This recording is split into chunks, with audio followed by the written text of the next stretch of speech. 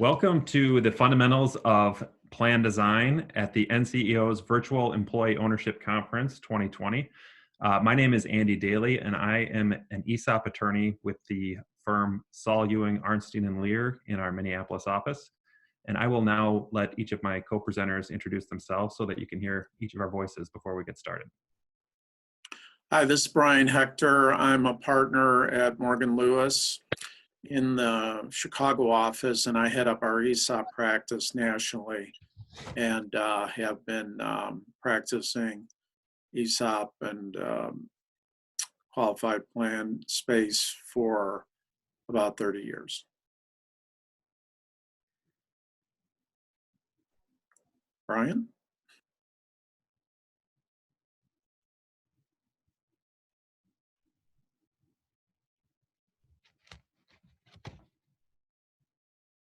Brian, did you want to introduce yourself? Okay. Yeah. Good afternoon, everyone. This is Brian Golden, Managing Director of Private Capital Corporation.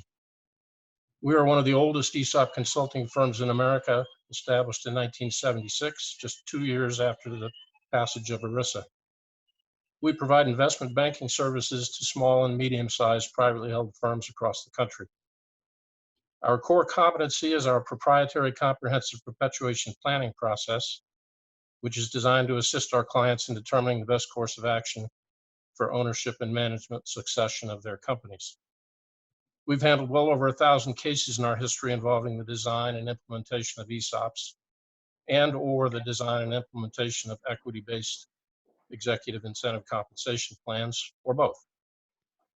We also have broad experience in plan termination when an ESOP or executive compensation plan is determined to be not benefiting the company. I got my first experience with ESOPs as part of a management leveraged buyout of a division of a major multi-billion-dollar U.S. industrial corporation, where an ESOP was employed as part of the leverage package. Very good. And before we get started, a quick note about continuing education credit. The conference is eligible for continuing education credit. In order to receive credit, make sure that you are logged into the virtual conference under your own name, that you have signed in to collect continuing education credit via the NCEO's Google form, and that you answer the required polling questions during the session to verify your attendance. And if you have any questions, contact eventhelp@nceo.org. So too often, plan design does not get the attention it deserves during the fast-paced environment of a new ESOP transaction. So in this session, we want to help you understand what design options are available and how those choices can impact your company objectives. While this is a recording, if you have questions during the presentation, please use the Q&A feature and we will do our best to respond. If you have any questions that are not addressed, our contact information is included in the slides, and please feel free to contact any of us.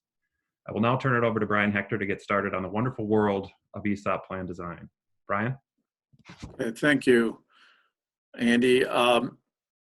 Basically, design is such a broad and big word that it means so many things. But two of the biggest features that you have to take into account are whether your ESOP is going to be leveraged or unleveraged, and whether it's going to be a C corporation or S corporation, as far as the company that is the plan sponsor that's sponsoring the ESOP. And first with leverage, that's probably pretty easy because in the ESOP space, I would say probably 90, and again, when I say the ESOP space, I should clarify that I'm talking about the privately held ESOP companies. Many public companies have quote unquote ESOPs, but in effect, they tend to be stock funds in their 401k plan, or what's commonly referred to as KSOPs. Some public companies have standalone ESOPs. However,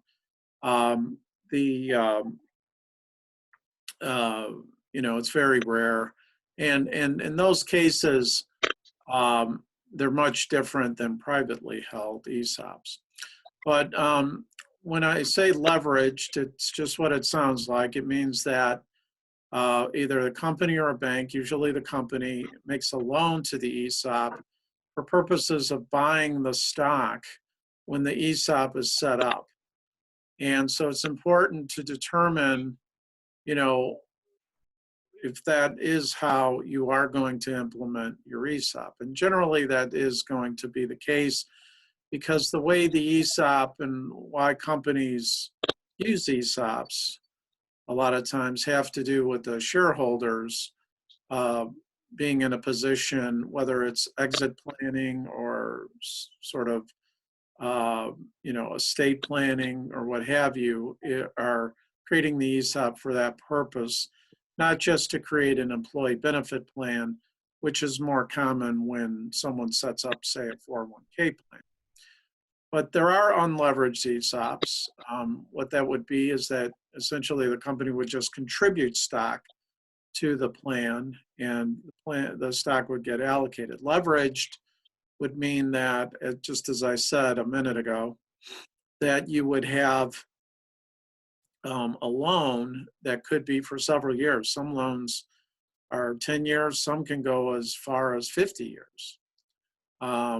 Probably the average are similar to a mortgage term, like 25 to 30 years.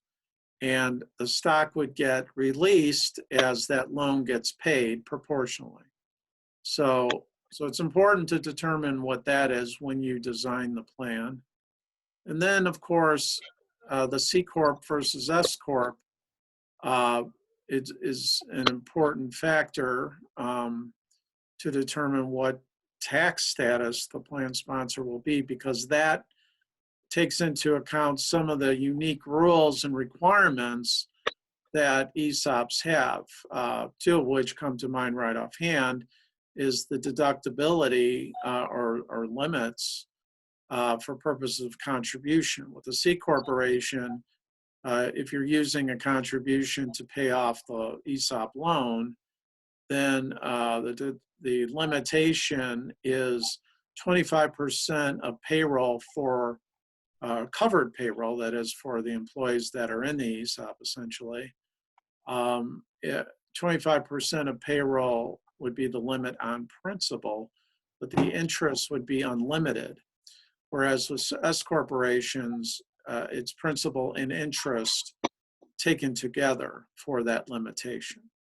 Another factor is what's referred to as the anti-abuse limitation, or sometimes referred to as 409P, P as in Peter, because that's the code section that the Internal Revenue Code section, tax code, that applies to. And those are very complex limitations. And so if you are deciding on S Corp status for whatever reason, you should be aware that those limitations are in place. Okay, so on to the next slide. You want to know, as many of you probably know already or realize, for those companies that are considering ESOPs or those who have ESOPs already, service providers that are consulting with ESOP company, that most of the time, vast majority of the time, the ESOP is not the only plan.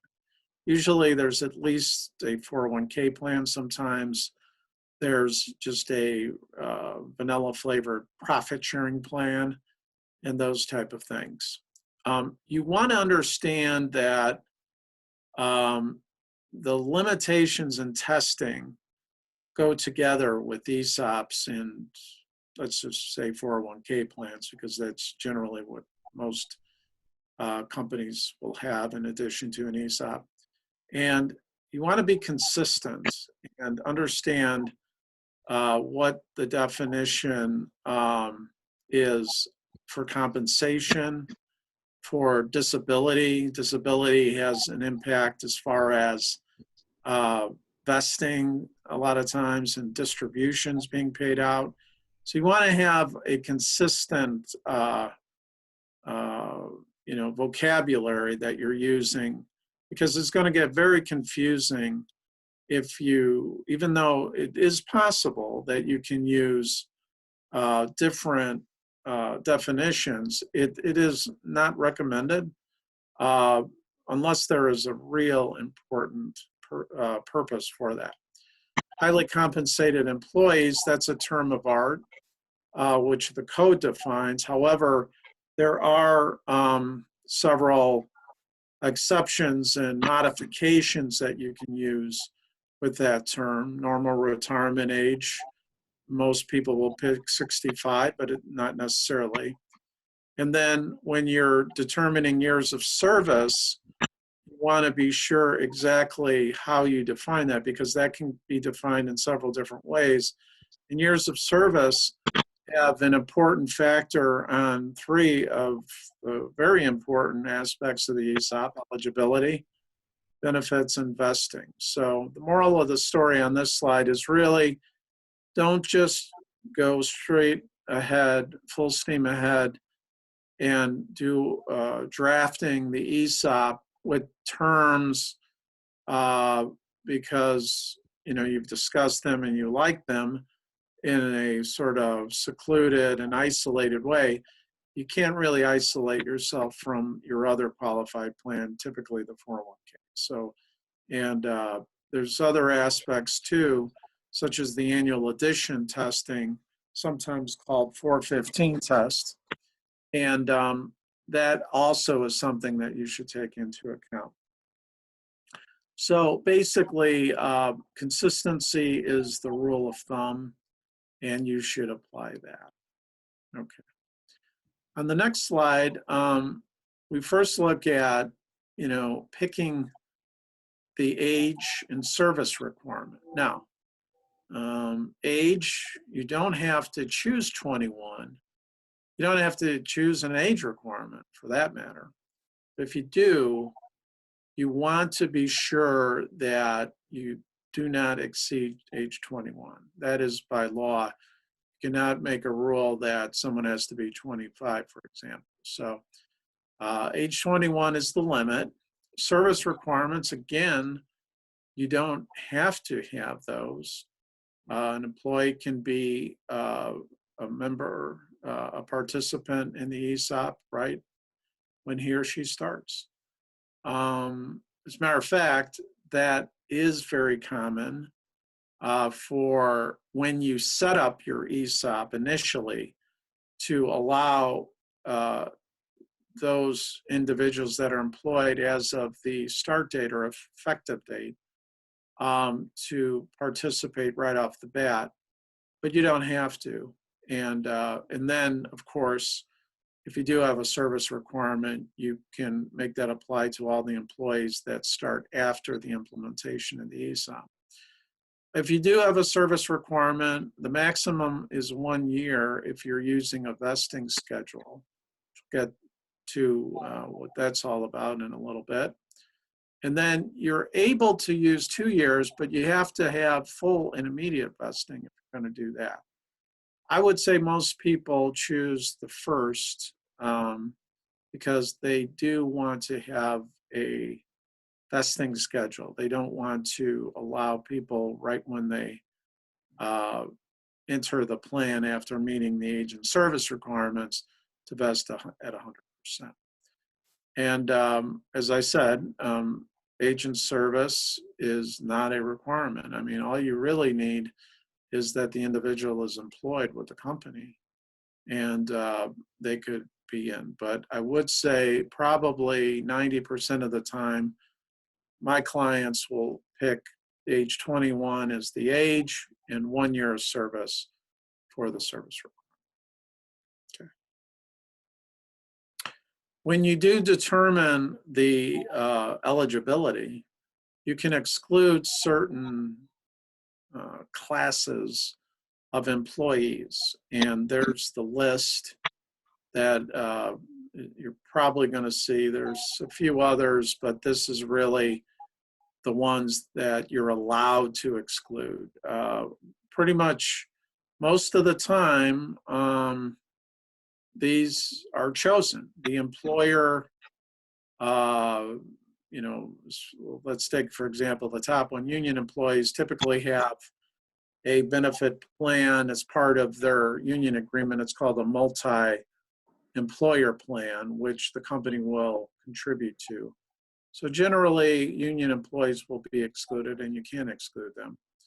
Non-resident aliens can be excluded. Leased employees can be excluded. Now, there is, and for purpose of time, we won't get into some of the terms of art in connection with leased employees, but they can be excluded. And then part-time employees, in other words, individuals who work less than 1,000 hours as required under the plan. So when you think back, remember the term I used, years of service, generally that's going to be someone who works 1 year and during that year has logged at least 1,000 hours of service. So if that's part of your, again, remember, these are what you're allowed to do. You don't have to exclude anyone. You could have union employees, you can have the aliens, leased employees, et cetera, and part-timers if you want. But the most common approach, and frankly, the most efficient approach in drafting the plan, is that these individuals are excluded. Okay. When you're entering the plan, there's a few rules that the code requires. And by the way, I should point that out. What am I reading? Where are these rules from? Generally, with administration, you're going to get most of the rules, not all of them, but most of them from the Internal Revenue Code. Remember, two statutes govern ESOPs. One is the Internal Revenue Code, and the other is ERISA, Employee Retirement Income Security Act. But generally, when we go through most of this, anyways, it'll be from the code. So, what does this say about entry into the plan? The first day of the plan year, which begins after the date the employee completes the statutory age and service requirement, or 6 months following the date the employee completes the statutory age and service requirement. So it has to be the earlier of the two. And, you know, again, that's a rule, so you can't draft around that. It has to be required. So typical entry dates, you can have, again, you pick up a letter as the choice here. Semi-annual is probably the most common. We see quarterly a lot. Monthly, we typically do not see. Monthly is more common with something like a 401k plan, but generally it's semi-annual, sometimes quarterly. And again, immediate, as I said, is when the ESOP starts. You can have all current employees join immediately. You can have future employees join immediately, but typically that's not the case. And then, of course, the first day of the plan year, you can also have that as the entry. Okay. All right. We talked about, and you should think this through in sort of a ladder approach. There's three things. There's eligibility and entry. Then there's allocation requirements. So just because you're in the plan, the determination of your benefit doesn't stop, because now you have to determine what about allocations. And then, of course, vesting as well, which we'll do in a second. But for allocation requirements, typically you are required to have at least 1,000 hours of service. And typically you have what's called a last day of the plan year requirement. And that's for individuals. All employees are subject to that generally. I would say that's probably over 90% of the plans we design anyways, what the employers choose. And what does that mean? In other words, okay, you're in the plan. Okay, now what? Well, you have to be eligible for an allocation of stock. Remember, and let's use the leverage ESOP. Remember I said that the loan can be up to sometimes 50 years. Let's say it's 30 years. And you had say 300,000 shares that were purchased. Over 30 years, that would mean that, if I'm doing the math right, I believe 10,000 shares each year gets what's called released, because that's how the loan is being paid off. In other words, 1/30 each year is being paid off. So 10,000 shares are eligible to be allocated during a particular year. And what happens is that those 10,000 shares will get allocated to those individuals that are eligible for an allocation. And what that typically means is 1,000 hours of service has to be had for that participant, that employee, for that year. And they have to be employed as the last day of the plan year. So if you have 1,000 hours, but you left, and let's say it's a calendar year, the plan year is a calendar year, you leave on December 1st, you will not be entitled to that allocation for that year. And that applies to whether you're quit or get fired as well. Now, generally, this requirement as far as last day of the year is waived for individuals that terminate due to death, disability, and retirement. So generally what you see on that slide is what you typically will see for a requirement. Again, you don't have to. Again, a lot of, as you'll see, the code rules on this is how far can you go, right? They always seem to allow you to be liberal and go the other direction, but the rules usually put up the barriers to limit the employer as far as to how far they can go. So what you see there is, very typical, 1,000 hours of service and being employed on the last day of the year. And then if by chance the participant terminates employment due to death, disability, and retirement, they would not be required to be there on the last day of the year. Okay. And then the allocation itself must have a definite allocation formula. And generally, what you're going to see are the choices on this slide.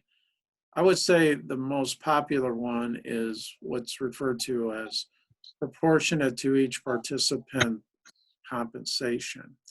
And what that means is essentially you take your compensation for the individual, and that is limited, by the way, under the code. You can't, so like if an executive was making $1 million, it's limited to, I believe it's 275 if memory serves me right. I'm sorry? 285 for 2020. 285, thank you. 285. So you would limit the comp for that. And what you do is you use that as the numerator and you divide it by total eligible payroll with those limitations that I just described. So that's a very popular way. Per capita, you rarely see that. That's just what it sounds like. But that is very uncommon. The more common one is the proportionate to each participant's compensation, and then the allocation based on comp and service as long as it's not discriminatory. So you allow for points to be rewarded, and that will skew it where it's not just based on compensation, but you take a service factor involved. And one of the reasons why employers like to do that is they prefer to reward individuals that have been with them a long time versus newcomers that don't have the service. So that's what the points, you'll refer to it as points allocation. And I would say that's definitely in second place, but more and more you see it. A lot of companies like to use it. And then of course, just again, you have to, there's several ways to define compensation because that's an important factor as you can see in both the compensation payroll method, proportionate to each participant's compensation, and the allocation points method as well. There's things you can exclude from compensation, and there are limits there. We're limited on time. We would be able to get into that a little bit more detail, but there are limits on what you can include that the code allows you to. And then, of course, design limits. For example, some companies will just say use salary. Others will say use total W-2, salary, bonus, commissions, things like that. But some employers, depending on their particular business, will skew the definition of compensation. So very important design factor is how you determine allocations and how you define compensation, which is essentially a subset of that design of allocations. So, Andy, over Thanks, to you. Brian. Yeah, and There's the Brian, right there. Should have looked at the other slide. Okay. So Brian covered part of this, and as Brian said at the beginning of his remarks, the first place you want to start when you're defining compensation is the definition used in your 401k plan. It's a lot simpler for administration purposes if you have the same definition of compensation in both plans. There may be specific reasons why you would want a different definition, but if you have a different definition in your 401k plan and your ESOP, you want it to be thought out and intentional. There are safe harbor definitions of compensation. If you use a safe harbor definition, that means you don't have to do non-discrimination testing for the definition of compensation each year. There are three general safe harbor definitions of comp, which we're not going to get into, but they are all basically the same with just small differences around the margins. They're all gross comp, salary, wages, commissions, bonus, including any 401k or cafeteria plan deferrals. There are certain forms of compensation that can be excluded. Some of them listed on the screen here: overtime, bonuses, commissions. But keep in mind that if you are excluding those types of compensation, that your third-party administrator is going to have to do non-discrimination testing on your definition of compensation. So, for example, if commissions are generally paid to your lower paid employees, excluding commissions could be an issue. Overtime is one you might want to pay special attention to because your highly compensated employees generally don't receive separate overtime pay. So excluding that form of compensation could be an issue, but not necessarily. And so the limit we talked about, 285,000. So any compensation earned over that, there's no allocation made on that. That's a statutorily defined limit. The plan can lower that limit. So for example, if you have a relatively small S corporation ESOP, and you're trying to stay within the bounds of the 409P anti-abuse, there may be a reason that you need to flatten out your compensation to make sure that you can satisfy that. So you could artificially limit compensation for plan purposes to something less than the IRS threshold. And so what about participants who enter the plan mid-year? For example, if the plan provides for entry dates on January 1st and July 1st, is your allocation, and you enter the plan on July 1st, is your allocation going to be based on compensation earned as a participant or compensation earned for the whole plan year? I think it's probably more common that it only includes compensation earned as a participant, but that's a plan design choice. And so in that first year of participation, you can include the full year's compensation, or you can only count compensation earned. In that example, it would just be the compensation earned from July 1st through the end of the year.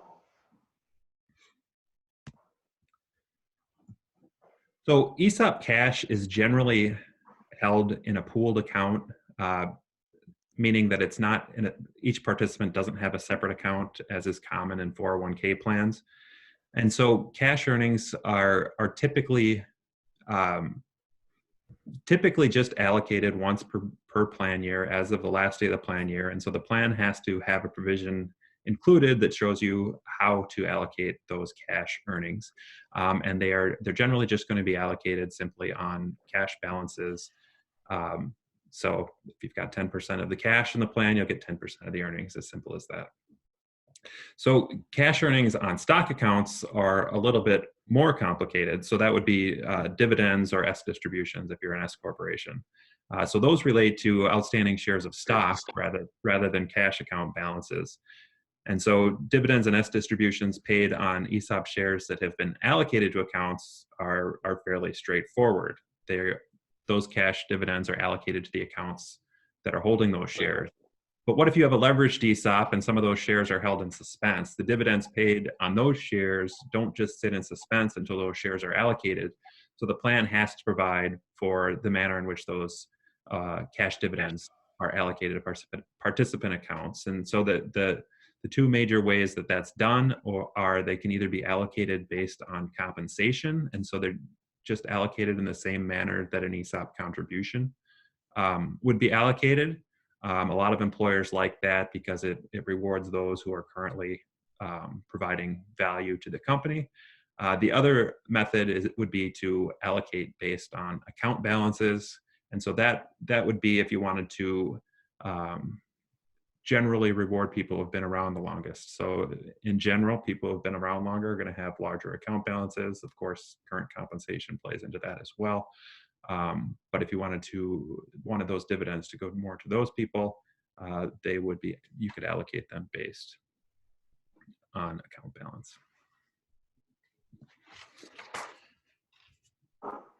And so once you've got the balance in the plan, Brian referenced vesting. And so here are the minimum vesting schedule allows. And so vesting simply refers to the amount of time an employee must work before they have a non-forfeitable right to their account balance.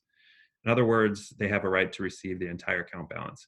So some plans provide immediate vesting, meaning that no portion of a participant's account is ever subject to forfeiture, but most plans do use a vesting schedule.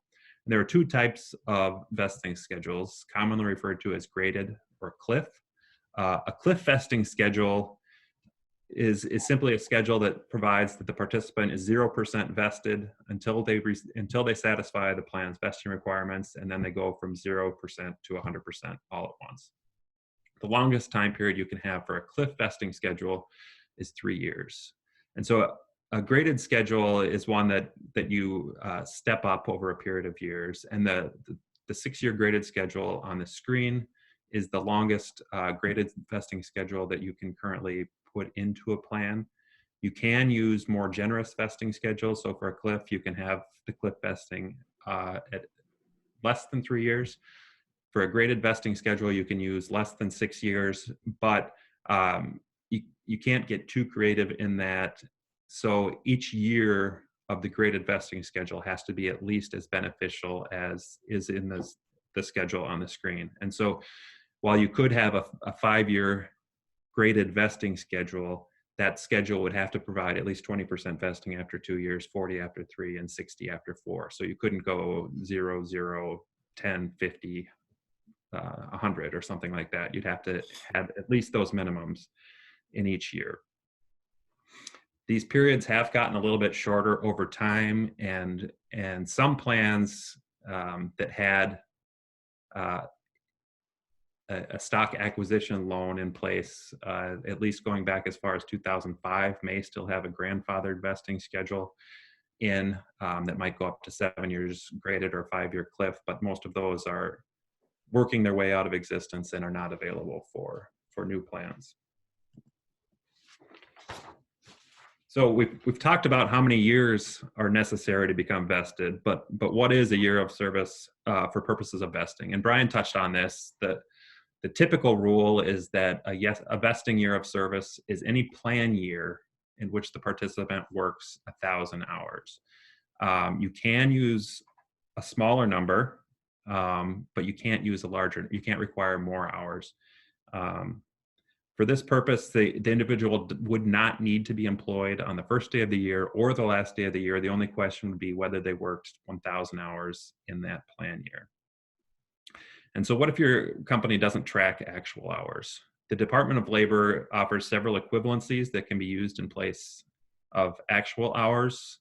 Those equivalencies equate to the daily equivalency is 10 hours, weekly 45, semi-monthly is 95, and monthly is 190.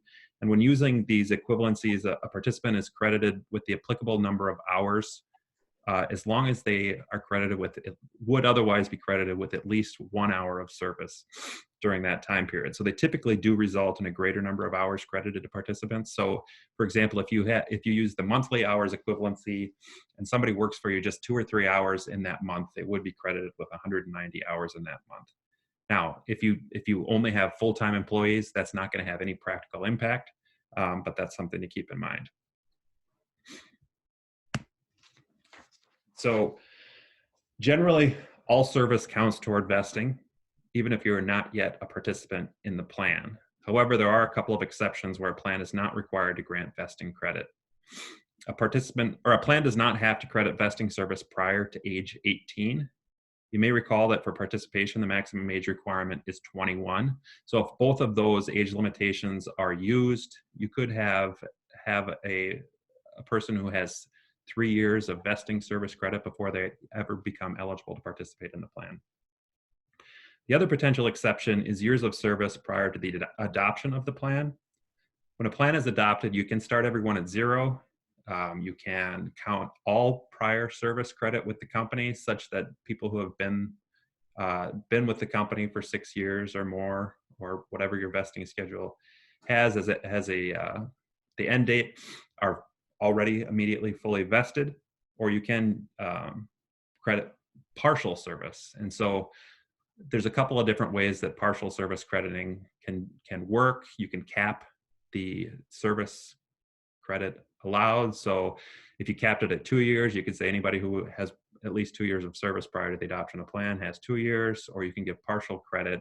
So for every year of service you had before the adoption of the plan, you get X% of 1 year. So for example, for every 3 years of service prior to the adoption of the plan, you get credit for 1 year of service. So there's different ways that you can handle that service prior to the adoption of the plan. You do not have to give any credit for years prior to the plan, but you can do so if you so choose.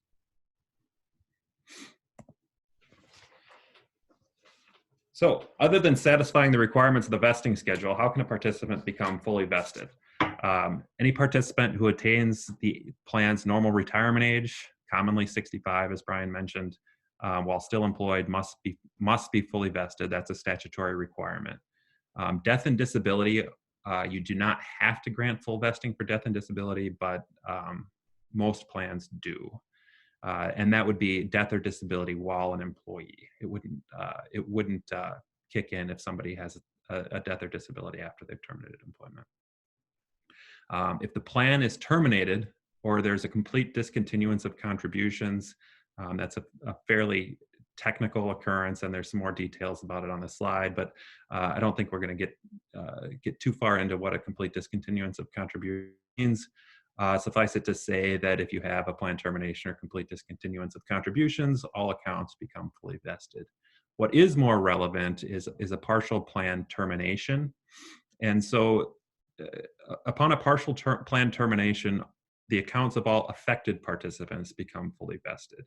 And there's not a clear definition of what constitutes a partial plan termination, but IRS guidance has established that 20% or greater turnover in an applicable period creates a rebuttable presumption that a partial termination has occurred. And so this was a big topic during the financial crisis, and it has become a big topic again during COVID-19. And so if you have significant layoffs, this is something that you need to be thinking about. And so keep in mind that a partial termination can occur with turnover less than 20%. For example, the closing of a plant or a location, even if it doesn't hit that 20% threshold, could potentially be a partial plan termination. And if you have more than 20%, that isn't necessarily a partial plan termination, but you do have to go through the facts and circumstances test. And one other thing to keep in mind when a couple other things to keep in mind when computing that turnover rate to determine whether you're where you are relative to that 20% is that it doesn't necessarily just look at a plan year, it looks at an event. And so if your plan year is April 30th or May 31st with COVID-19, you're probably going to be looking at layoffs that happened before and after the plan year. And so it's really event related rather than plan year related. And in the numerator of that turnover rate, you're looking at employee turnover that was employer initiated. So an employee who quits voluntarily or retires, those people would not be included in that turnover rate. So the flip side of vesting is forfeitures. And so if a participant's employment terminates prior to full vesting, the unvested portion will be forfeited. And so forfeiture generally occurs upon the earlier of when the participant's entire vested account balance has been distributed, or the occurrence of 5 consecutive one-year breaks in service. And so a one-year break in service is any plan year in which the participant isn't credited with at least 500 hours of service. So that year of termination of employment may or may not be that first one-year break in service, depending upon how many hours you're credited with in that year. Most plans provide that any participant who terminates employment with a 0% account balance, 0% vested account balance, is deemed to have received a lump sum distribution immediately, so that account balance can be forfeited right away. And so what happens to amounts that are forfeited? They can't just remain in a forfeiture account indefinitely. Depending on the terms of the plan document, they're either used by the end of the plan year in which the forfeiture occurs or the following plan year. And so how can they be used? Again, it depends on what the plan document provides, but they can be used to reinstate previously forfeited balances allocated to eligible participants, just like a contribution would be, or if the plan provides, could be used to pay certain plan expenses. So why would previously forfeited balances need to be restated? Rehires. So in certain circumstances, the amount forfeited must be reinstated by the company if a participant is rehired within a certain amount of time after having had a forfeiture. If the participant had received a distribution of their vested account balance, the plan may provide that the participant must repay that balance to the plan. It would, of course, go back to their plan account in order to have that forfeiture restored. Now, we're on to distributions. And so this is where there's a lot of flexibility in ESOPs relative to other qualified plans. Participants generally may elect to receive a distribution of their 401k account balance immediately upon termination of employment, but that's not typically the case with ESOPs. And greater flexibility is permitted because, at least with private companies, there's no ready market for the company stock. And so the company has to come up with the cash to fund those ESOPs distributions. That concept is commonly referred to as repurchase obligation. And so if a participant's employment terminates after attainment of the plan's normal retirement age or following death or disability, the ESOP must provide that distributions may commence no later than the end of the year following the event. Terminations for other reasons can be delayed much longer, and they can go out until the 6th plan year after the plan year of termination. And in certain cases with leveraged ESOPs, they can be delayed even further until potentially the repayment in full of the loan. And so we generally advise companies when they're adopting an ESOP to start out with the statutory limits and put that distributions for death, disability, retirement the year after the event and other terminations the 6th plan year. And the reason for that is simple. It's because you potentially in a new ESOP, you've got a lot of debt on the company's books, and so you want to make sure that you manage the cash flow of the company. And it's always much easier to shorten these time frames in the future than it is to dial them back. There are situations where you can dial them back, but easier to extend them as long as possible at the beginning and know that you can shorten them in the future. So what form can ESOP distributions take? Although most ESOP distributions are paid in cash, ESOP participants often have the right to demand that a distribution be paid in the form of employer stock. There are several exceptions to this rule, however. If your company is an S corporation, the plan document can provide that participants do not have a right to demand distributions in stock and can only receive distributions in cash. This can be useful for some large S corporation ESOPs to help ensure that the maximum number of shareholders status is not put at risk. Also, if your bylaws, charter or articles of incorporation restrict the ownership of employer stock only to employees or a qualified retirement plan, or specifically to the ESOP does not have to permit participants to have the right to receive a distribution in stock. There's also a more targeted exception for banks that are prohibited from purchasing their own stock.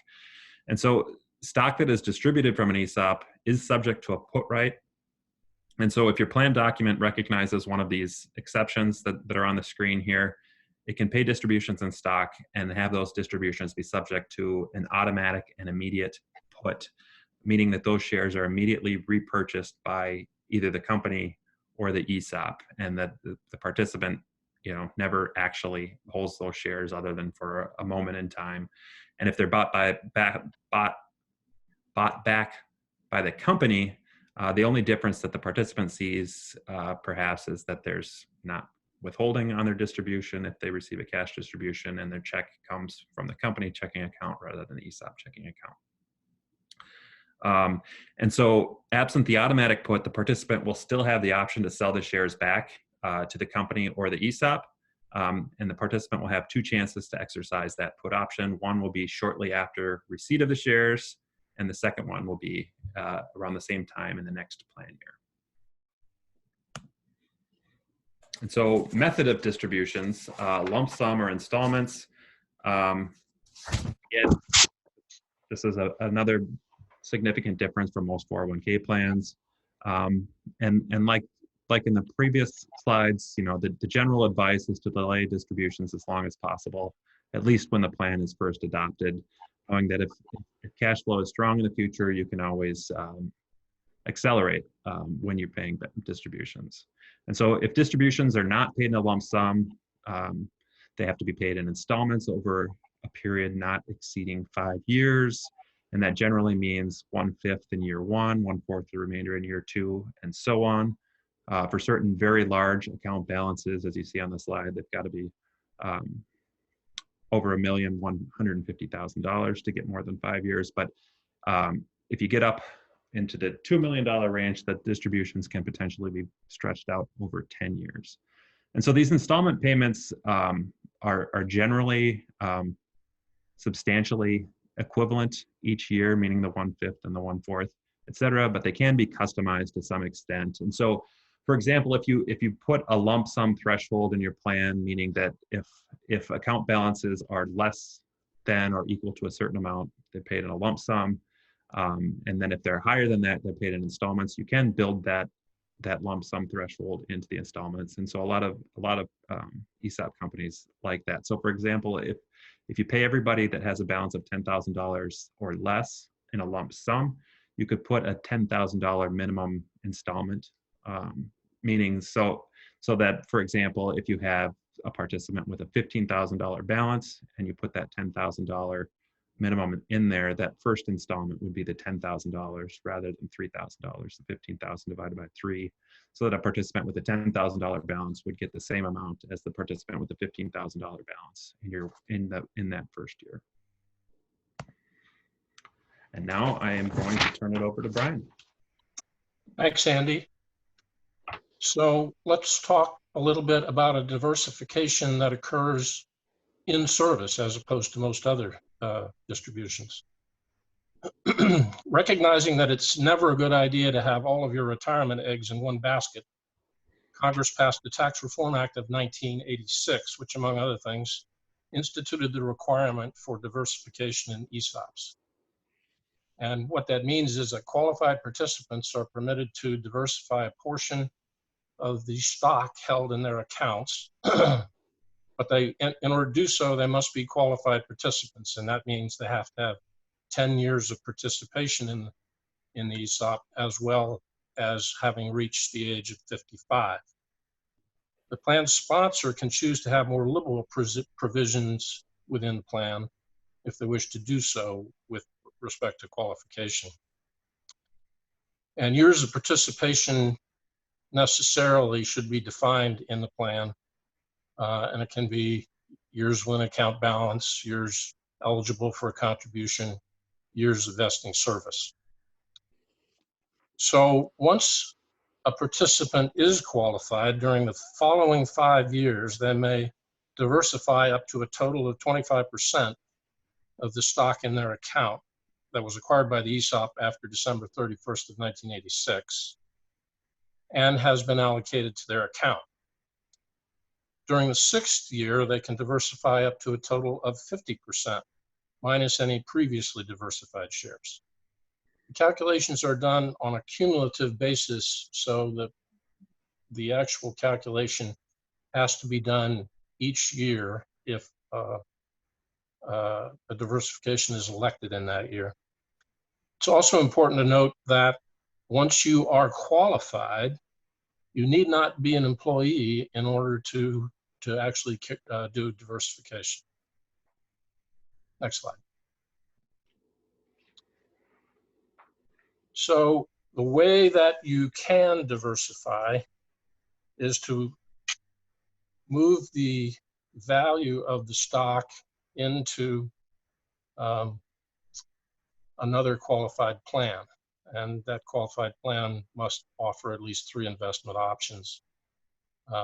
It could be a 401k plan within the ESOP, or if the company has a 401k plan, it could be in that plan, or it could be transferred to an individual retirement account outside of the company and the ESOP.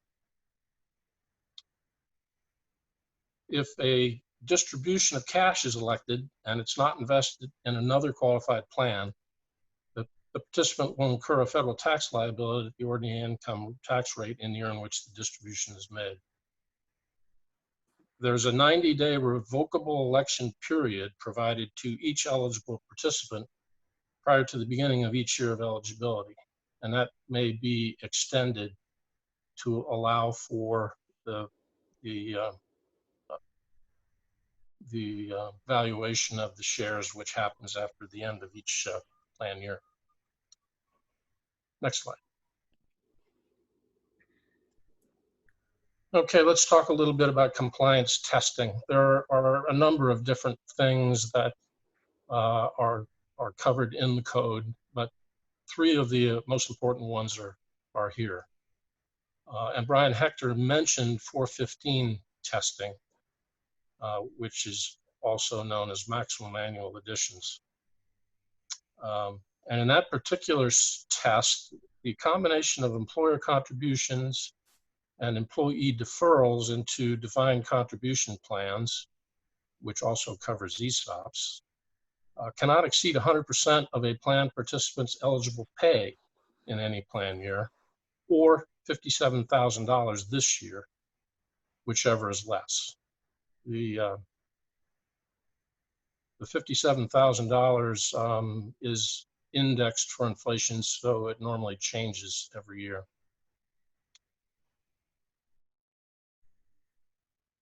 This test is designed, let's move on to 410B coverage, which has to do with highly compensated employees. This test is designed to prevent discrimination in favor of highly compensated employees, generally defined as those employees who are a 5% owner or whose total compensation exceeded a certain threshold in the prior year, $125,000 in 2019. And again, that's indexed for inflation and normally changes every year. So that number is used for testing purposes in this year, 2020. The test compares the ratio of the number of highly compensated employees who benefit under the plan to the total number of highly compensated employees, to a similar ratio for everyone else, and everyone else is, are known as non-highly compensated employees. There are safe harbor designs that can be used so that such testing is normally passed without a requirement for complicated calculations on a regular basis. For example, in a non-design-based safe harbor, the ratio of non-highly compensated employees benefiting must equal or exceed a stated percentage of highly compensated employees benefiting, 70% in the standard test, but lower ratios are permitted to satisfy more complex alternate tests in order for the coverage test to pass. All right, so now we're going to talk a little bit about a really important test, the IRC Section 409P, and that's anti-abuse compliance testing in S corporations and S corporations only.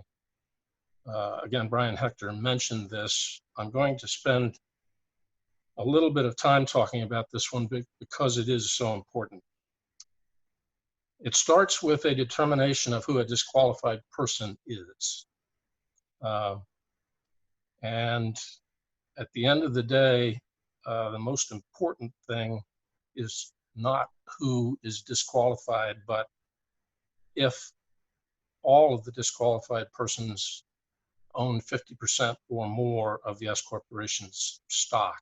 Now, the code says that stock includes allocated and yet to be allocated ESOP shares, synthetic equity of the S corporation, and any shares held directly in the S corporation. The ESOP shares and any synthetic equity are considered to be deemed owned shares for purposes of this testing. A disqualified person is any ESOP participant who owns 10% or more of the ESOP stock, including a portion of any unallocated shares in the ESOP and any deemed owned shares. If any ESOP participant and his or her family members own 20% or more of the ESOP's allocated and unallocated shares and deemed owned shares, such participant is also a disqualified person. And that means that all of those people in that determination of 20% ownership are disqualified. But at the end of the day, what it comes down to is what's known as a non-allocation year. And to have a non-allocation year, the disqualified persons in the aggregate must effectively control the S corporation, which means that the disqualified persons as a group must own 50% or more of the outstanding stock. For purposes of this calculation, the disqualified person's ownership outside of the ESOP is now added to his or her ESOP ownership, deemed owned shares, and any synthetic equity. So the reason why this particular provision of the code is so important is because of the penalties that would be imposed in the event of a non-allocation year. And let me just mention that there is no mechanism for correcting a violation of this section of the code. In most other instances of violation of IRS regulations, there is a mechanism for making corrections, but not in this case. So in the event of a non-allocation year, penalties incurred include all disqualified persons must pay income tax on the value of the prohibited allocation in the current year or any prior years where a non-allocation year occurred. The employer is subject to a 50% excise tax on the value of shares allocated, and again, in the current year or any prior years, as well as the value of the synthetic equity of the disqualified persons in the non-allocation year. The ESOP plan will lose its qualified plan status and cease to be an ESOP. And it must pay unrelated business income tax on its pro rata share of S corporation earnings. So the ESOP must be in compliance with Section 409P every day of the plan year. And as I said previously, there's no way to correct a violation. So the ESOP plan document must include provisions that ensure continuous compliance, meaning every day of the plan year. Next slide. Okay, let's talk a little bit about voting rights. First, all assets in the ESOP are the property of the ESOP trust, and therefore under the control of the ESOP trustee. Voting rights of shares held by the ESOP trust are as specified in the ESOP plan document.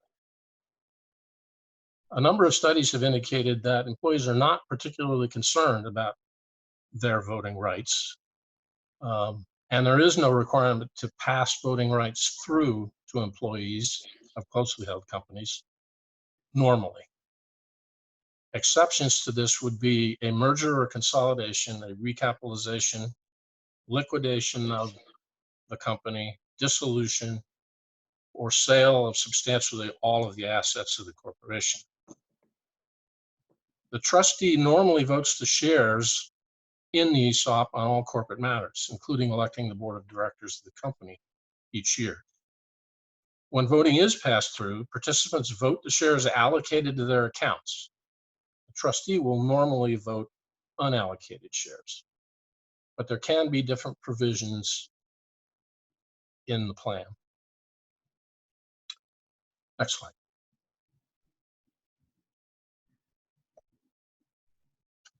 Okay, some other plan provisions to think about at the beginning, one of which is distribution provisions for qualified domestic relations orders. The administrator of the plan determines whether a domestic relations order is in fact qualified. Once deemed a qualified domestic relations order, the order splits and changes ownership of account balances in the ESOP to give the divorced spouse or other alternate payee their share of the participant's account. And distribution is then made in accordance with the plan. Typically, it's on the basis of the earliest retirement age rule, which makes the qualified domestic relations order eligible for distribution as soon as the employee reaches the earliest retirement age, which is the earlier of the date on which the participant is entitled to a distribution under the plan, or the later of the date the participant attains age 50, or the earliest date on which the participant could begin receiving benefits under the plan if the participant separated from service. Or it could be an immediate distribution, or it could be a delayed distribution until the employee is eligible for distribution. And again, all of that is as specified in the plan document. Okay, let's talk a little bit about segregation, which has become something of considerable interest in recent years, and a lot of ESOPs are now being created with segregation provisions. Segregation is a common ESOP practice now in which employee accounts are invested in cash or other investments when employees terminate employment. These accounts are then held within the plan until distribution occurs. It's important to note that cash is a must in order to segregate participants' accounts, because those shares have to be converted from company stock into cash to move it into another qualified plan.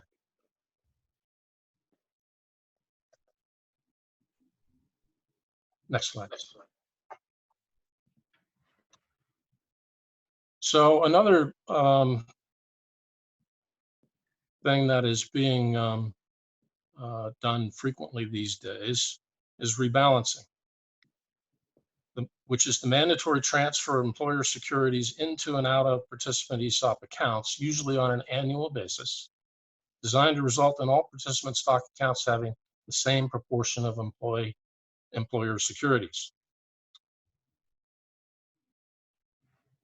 When a plan rebalances, shares are reshuffled as needed, so each participant will have the same proportion of cash and stock at the end of the plan year. The reshuffling is processed with an internal repurchase of shares, otherwise known as recycling. This approach provides a method to get shares to newer employees and help manage the haves versus have-nots situation that occurs often in many mature ESOP companies.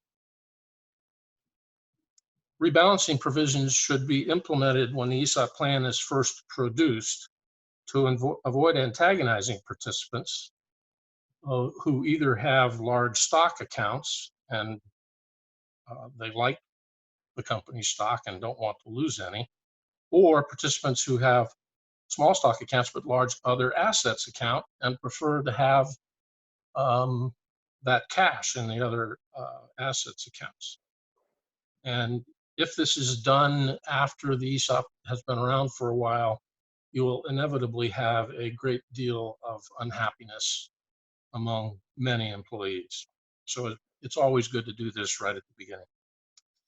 It's important to note the IRS has said that this approach cannot be used to solve the 49P section of the tax code anti-abuse testing problems. Next slide.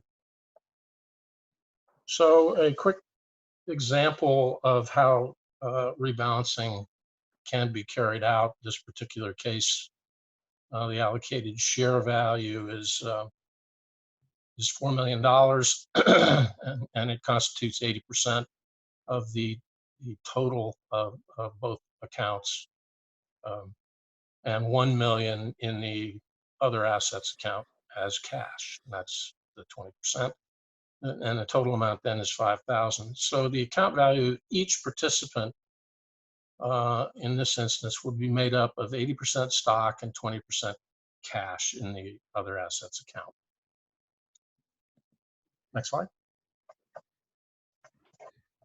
Okay, some of the things you're going to be concerned with in the beginning during the ESOP plan development is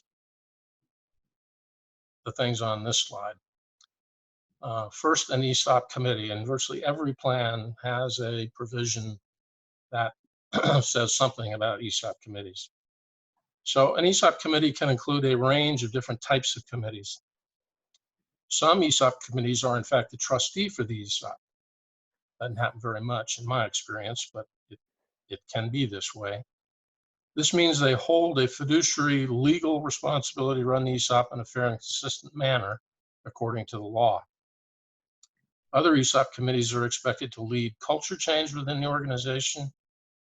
And in this situation, the committee is charged with monitoring and improving employee morale and performance.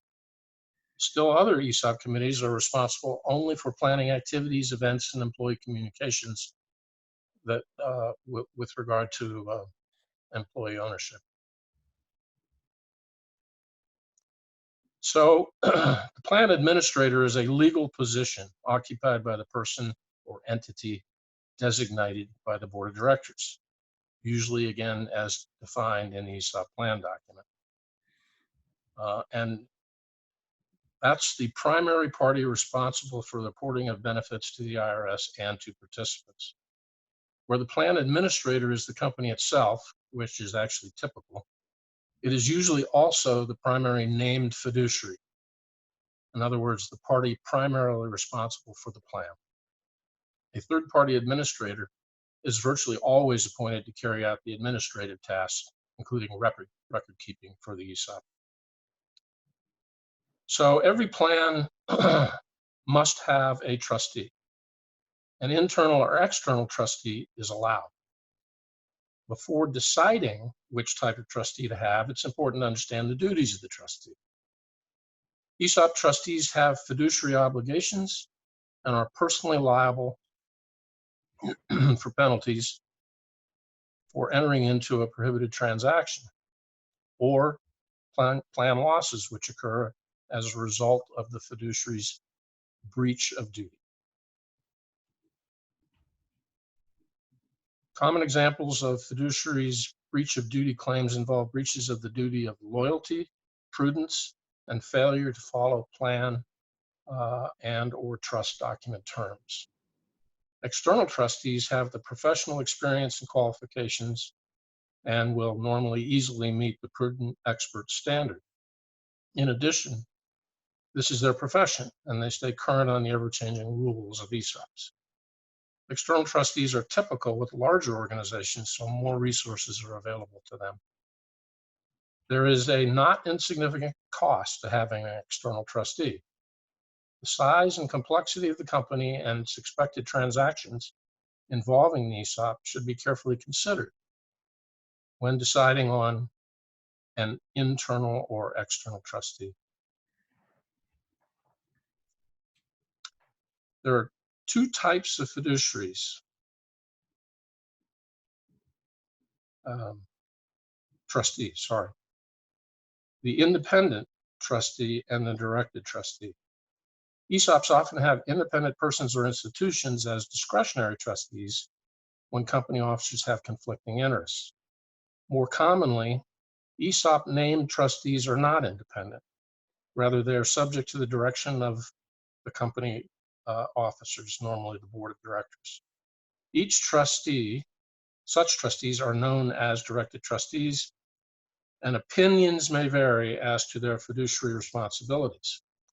The directed trustee takes on an arguably greater risk than the independent trustee, as it must not only follow the instructions of those to whose authority they are subject, but must also exercise good judgment in determining that the instructions are not inconsistent with ERISA and that they are otherwise proper.